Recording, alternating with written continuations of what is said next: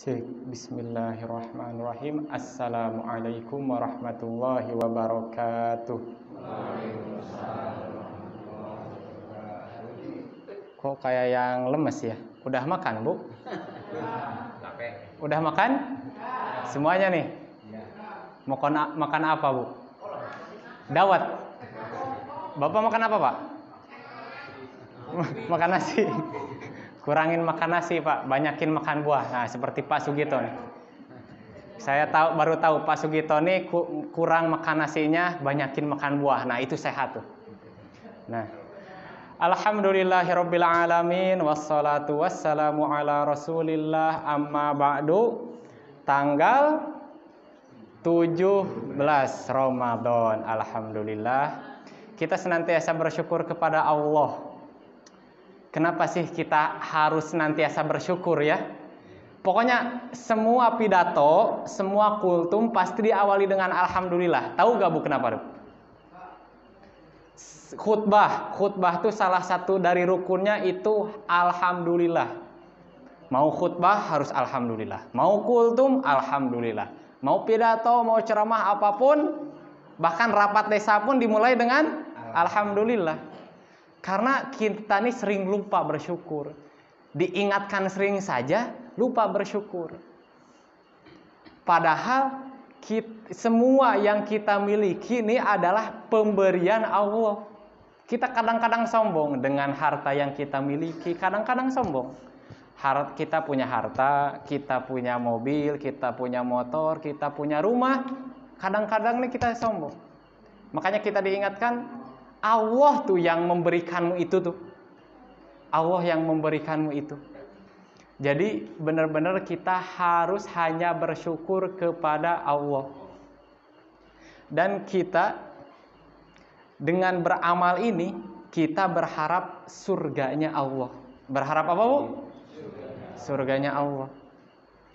Dan Rasul sallallahu alaihi wasallam bersabda, lan yudkhila ahadakum amaluhul jannah.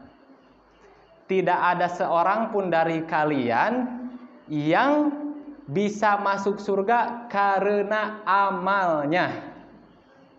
Tidak ada satupun yang bisa masuk surga karena amalnya. Anta ya Rasulullah, engkau juga enggak? Padahal kita tahu kan, Bu, Rasulullah qiyamul lail, salat malam sampai bengkak apanya, Bu? Kakinya. Makanya saya menyarankan bapak-bapak, ibu-ibu nih main ke Asidik, coba tarawih yang sejam gitu. Sejam aja. Itu bisa terasa itu di kaki, Bu. Terasa itu. Nah, apalagi Rasulullah yang satu rakaat aja baca Al-Baqarah, dilanjut Ali Imran, dilanjut An-Nisa, dan itu satu rakaat. Nah, gitu.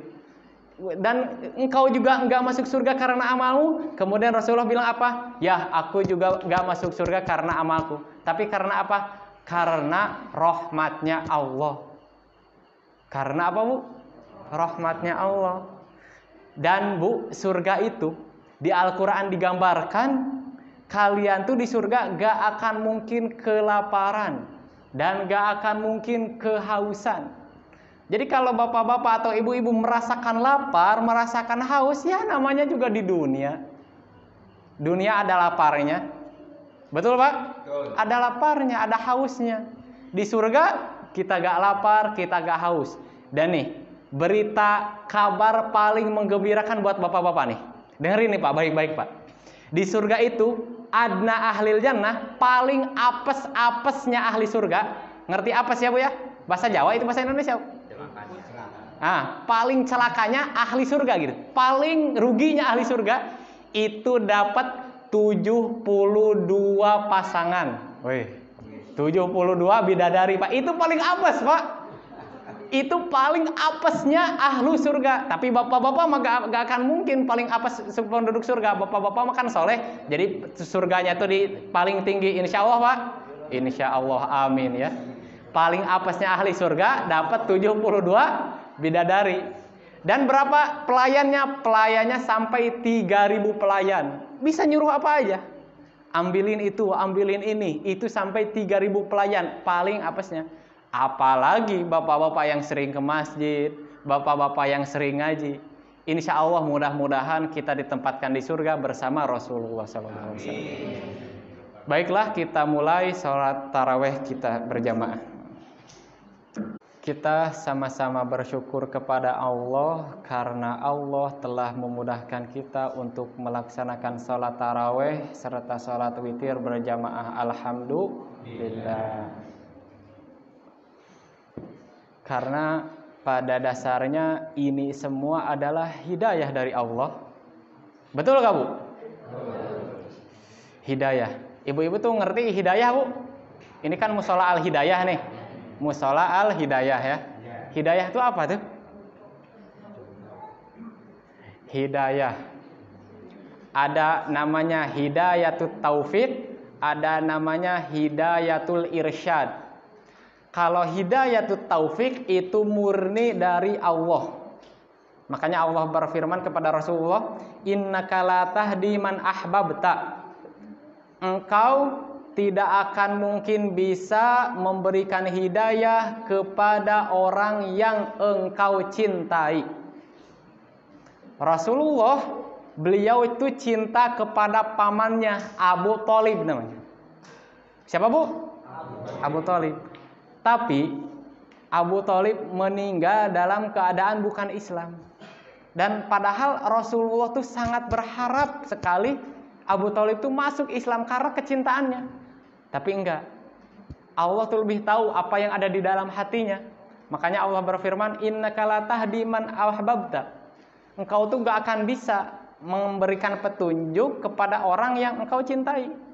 Allah lah yang memberikan petunjuk atas siapa yang Dia kehendaki. Itu namanya hidayatul taufik. Apa, Bu? Taufik. Ada yang namanya taufik di sini? Taufik. Ada namanya hidayatul irsyad.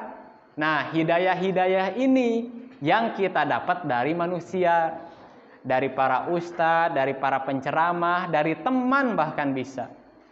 Misalnya ada beberapa orang, misalnya kita melihat jamaah tabligh itu ngetok satu orang satu rumah per rumah itu mengajak sholat. Itu orang-orang ada yang kena tuh hatinya tuh. Dari orang-orang yang ngetok-ngetok rumah tuh bisa ada yang kena itu hatinya. Itu namanya hidayatul irsyad dari manusia.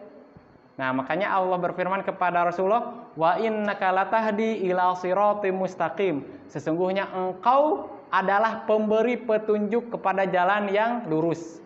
Nah, tadi mah khusus dari Allah, yang sekarang mah bisa lewat perantara manusia. Nah, makanya bapak-bapak dan ibu-ibu bersyukur bisa diberi kekuatan duduk di majelis ilmu. Nah, sekarang nih saya akan menceritakan suatu kisah yang ini ada di zaman Rasul. Ada di zaman Rasul. Diceritakan oleh Anas bin Malik namanya. Ini nama seorang sahabat namanya Anas bin Malik. Kata Anas bin Malik apa? Dulu di zaman kami ada seseorang yang dia biasa menjadi pencatatnya Rasulullah. Jadi Rasulullah suruh nyatet surat, suruh nyatet apa? Dia tuh pekerjaannya tuh pencatat Rasulullah. Apa notulennya ya? Notulen sekretarisnya Rasulullah. Kemudian Anas bin Malik bilang, "Qad qara'al Baqarah wa Ali Imran." Dan orang ini, Bapak Ibu sekalian, orang ini tuh hafal surah Al-Baqarah dan Ali Imran. Wah, ibu-ibu semuanya juga hafalkan Al-Baqarah, Bu? Hafal? Hafal. Di luar kepala, betul, Bu? Di luar kepala gak pernah masuk ya. Jadi di luar kepala terus. Nah, orang ini, sekretaris Rasulullah ini menjadi hafal surah Al-Baqarah dan Ali Imran. Tapi dia pergi ke kalangan orang-orang ahlul kitab, orang-orang Nasrani yang itu bukan Islam. Lalu apa yang terjadi? Beliau murtad, keluar dari Islam. Na'udzubillahi min dzalik. Beliau sampai mati murtad, kemudian meninggal, dimakamkan dengan cara pemakamannya orang-orang Nasrani. Na'udzubillahi min dzalik. Dan apa yang terjadi, Bu? Mereka memakamkannya, orang-orang Nasrani memakamkannya.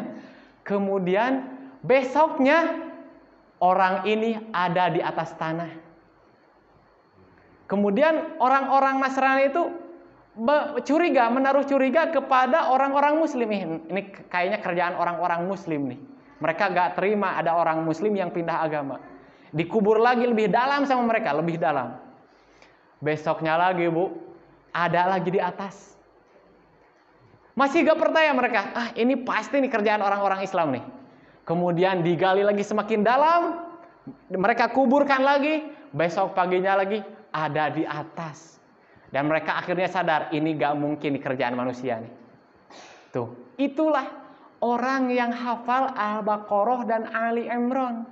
Inilah hidayah Allah. Kita gak ada yang tahu. Itu aja orang yang hafal Al-Baqarah dan Ali Imran saja bisa murtad. Bagaimana kita yang cuma hafal Trikul? Tahu Pak Trikul? Qul huwallahu ahad, qul a'udzu birabbil falaq, qul a'udzu birabbin nas. Kalau ditambah qul ya ayyuhal kafirun berarti jadi forkul. Forkul ya, Pak. Jadi engkau hafal berapa juz? Oh, anak tuh hafal forkul. Gitu ya. Jadi inilah namanya hidayah Allah, harus senantiasa kita syukuri. Kenapa kita harus senantiasa mensyukuri nikmat Islam ini? Karena biar Allah tambahkan ketaatan kepada kita. Nah, berarti ini ibadah hati. Kembali ke yang sudah kita bahas di waktu-waktu sebelumnya. Yang paling penting itu bukan ibadah zahir, tapi ibadah hati. Bagaimana kita ridho dengan takdir Allah. Ya, misalnya kita ada kehilangan dompetnya, sekarang harta kita ditakdirkan hilang. Udah, sabarin aja. Ikhtiar harus, misalnya dicari kemana kira-kira. Tapi ingat, semua yang terjadi pada diri kita itu adalah atas takdir Allah dan kita harus ridho.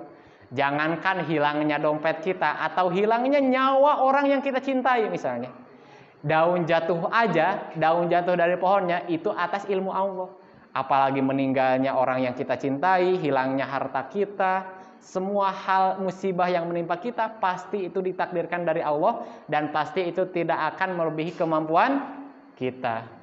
Terima kasih Bapak Ibu sekalian, mudah-mudahan kita senantiasa dijadikan orang yang sabar, dijadikan orang yang senantiasa bersyukur, dan mudah-mudahan Allah senantiasa menambah keimanan kita setiap harinya. Kita tutup dengan doa kafaratul majlis. Subhanakallahumma wa bihamdika asyhadu an la ilaha illa anta astaghfiruka wa atubu ilaik. Wassalamualaikum warahmatullahi wabarakatuh.